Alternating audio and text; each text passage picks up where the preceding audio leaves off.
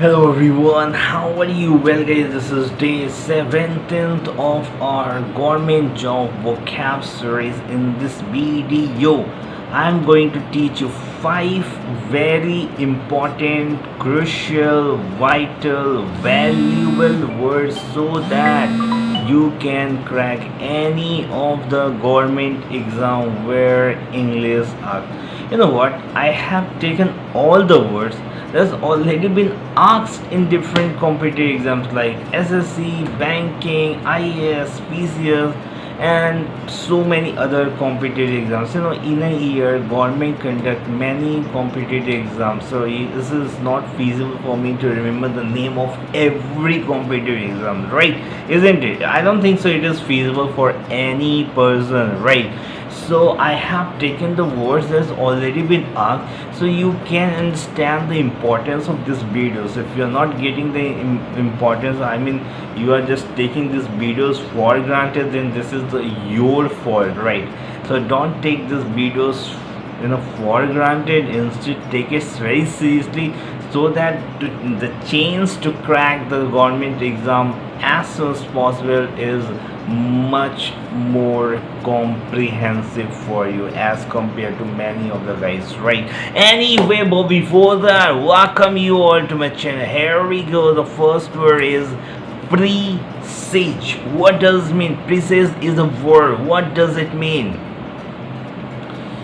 यार क्या होता है, तुम पंडित जी के पास जाते हो, पंडित जी थोड़ा सा हाथ देख लीजिए, पंडित समझ गया यार चूतिया बनाते, चलो ठीक है। पंडित देख लिया, बेटा तुम्हारा तो शनि बहुत ख़राब चल रहा है, शनि बहुत तेज़ प्रकोप है और तुम्हारा आने वाला टाइम बहुत गंदा जाने वाला है। क्या? No, this is not right. नहीं बेटा ऐसा ही है।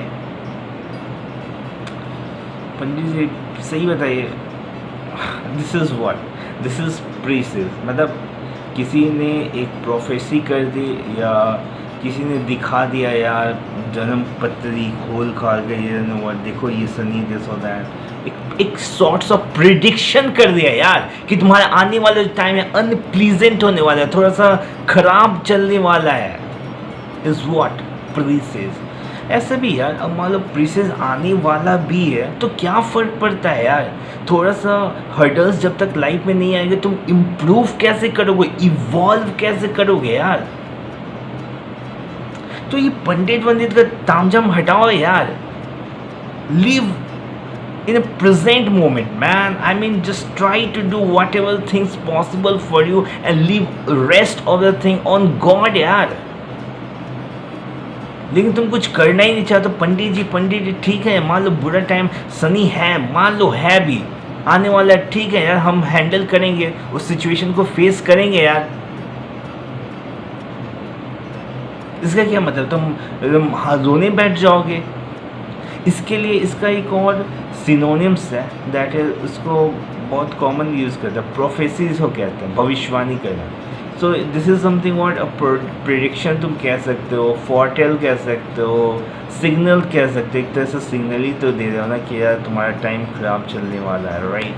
आई hope you agree. Second word is synergy. What does mean? Synergy is an noun. Synergy is a noun. क्या मतलब होता है यार, क्या मतलब होता है? अब टेम्पल्स में क्या होते हैं, पंडित जी होते हैं ना, और मुस्लिम जो मस्जिद होती है उसमें भी एक मुस्लिम कम्युनिटी के पर्सन होते हैं। I am not getting the exact word, what is the name. I mean वहाँ पर भी यार मुस्लिम कम्युनिटी के लिए वहाँ पर भी हर एक मॉस्क में होते हैं।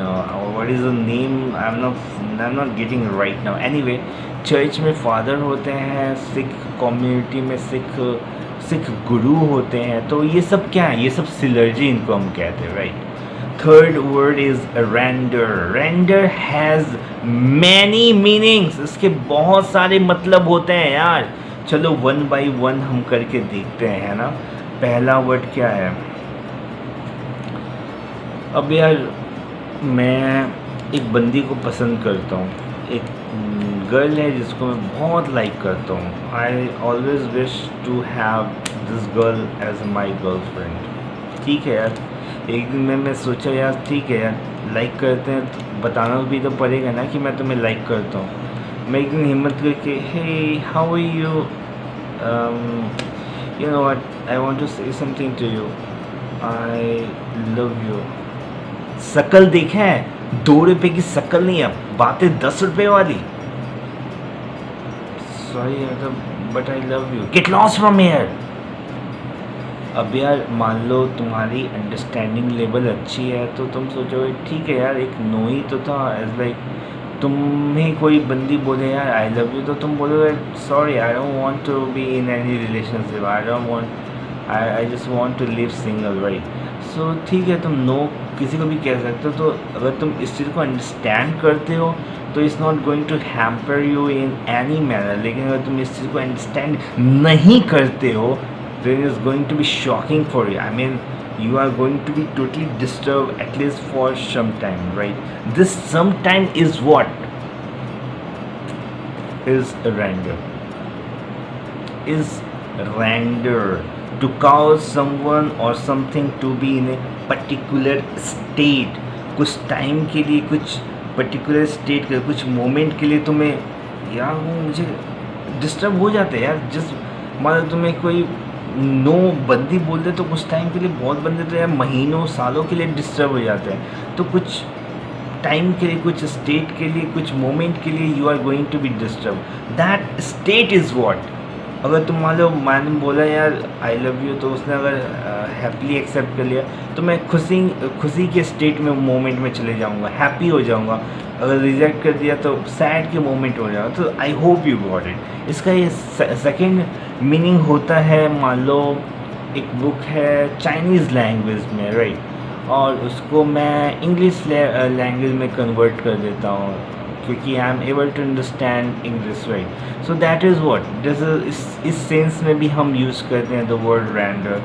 थर्ड मतलब क्या है, अब जैसे मान लो मैं एक मोटिवेशनल स्पीकर हूँ तो लोगों को इंस्पायर करूँगा, if I can achieve this you can too, या मैं एक लाइव परफॉर्मेंस दे दूँ, या कोई ओपिनियन दे दूँ, या सजेशन दे दूँ एक पब्लिक को मतलब कि अच्छी खासी पब्लिक को, मतलब गैदरिंग होती है ना यार पब्लिक, तो यू कैन से कि 2 लोगों को भी तुम पब्लिक ही बोलोगे। तो मतलब वहाँ पे है जहाँ पे यार अच्छी खासी भीड़ है, वहाँ पे अगर तुम कर रहे हो तो एक तरह से तुम, मान लो मैं मोटिवेशनल स्पीकर हूँ तो मैं मोटिवेट कर रहा हूँ तो एक तरह से सर्व कर रहा हूँ, इज़न्ट इट। तो दिस इज़ व्हाट, इस सेंस में भी हम यूज़ करते हैं द वर्ड रेंडर। फोर्थ क्या है, अब यार तुम घर बन रहा है, ईंट लगाते हो, फिर सीमेंट या प्लास्टर और सीमेंट लगाते हो, उसके बाद ईंट लगाते हो। इस लेयर बाय लेयर हम लगाते हैं ना, इस सेंस में भी हम यूज़ करते हैं द वर्ड रेंडर। अब तुम्हारा बॉस है, तुम लोग की परफॉर्मेंस से बहुत खुश है तो वो क्या बोलेगा, officially 10% increment to you all, क्योंकि तो वो तुम्हारे परफॉर्मेंस से बहुत खुश है तो तुम्हें 10% का इंक्रीमेंट दे देगा तुम सभी को। तो वो क्या करेगा, ऑफिशियली अनाउंस कर रहा ऑफिस में, you all are going to get 10% increment from next month, right. So this is what. इसका एक और मतलब होता है, इसका एक और मतलब आईटी के सेंस में होता है, इंफॉर्मेशन टेक्नोलॉजी यार।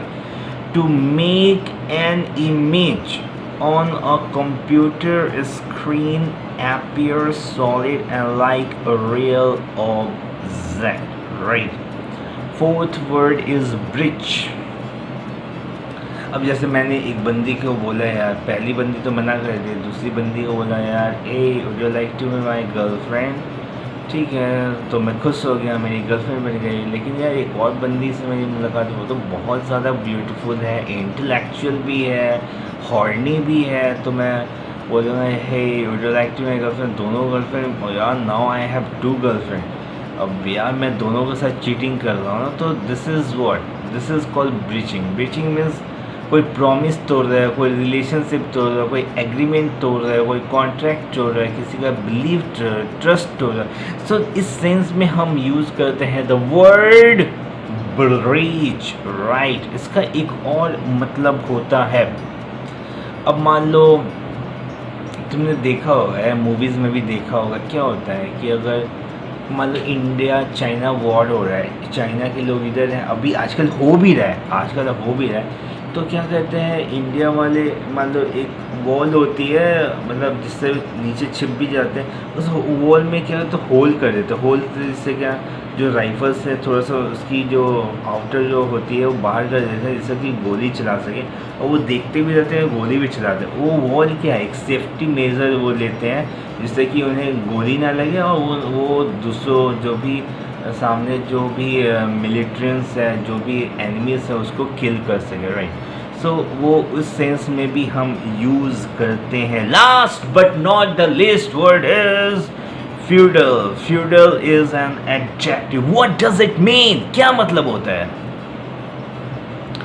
फ्यूडल सिस्टम होती है, जैसे फ्यूडल सिस्टम में ना रैंक वाइज करते हैं.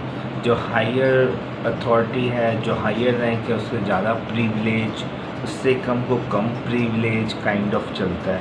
लेकिन इसका एक और मतलब भी होता है. इसका एक और मतलब क्या होता है? एब्सर्डली आउटडेटेड और ओल्ड फैशन. अब पहले की मूवीज़ में तुम देखते होगे यार, जो कपड़ा पहनते थे बहुत अजीब सी होती थी. मतलब यहाँ टाइट है, यहाँ नीचे बिल्कुल खुला खुला है, या ऊपर खुला खुला, मतलब अजीब सा फंकी टाइप, बहुत अजीब से लगता था. It's like looks very absurd. For us it's absurd, for them it's very cool. Right, so for me it was not it's not my cup of tea. I mean this looks very horrible. Right, so उस तरह से अब मेरे लिए horrible है. ऐसा भी वो चीज़ें ऑब्सोलीट हो चुकी हैं, अगर बहुत ओल्ड फैशन है. राइट, सो उस सेंस में भी हम यूज़ करते हैं the word feudal. So this is me signing off from this video.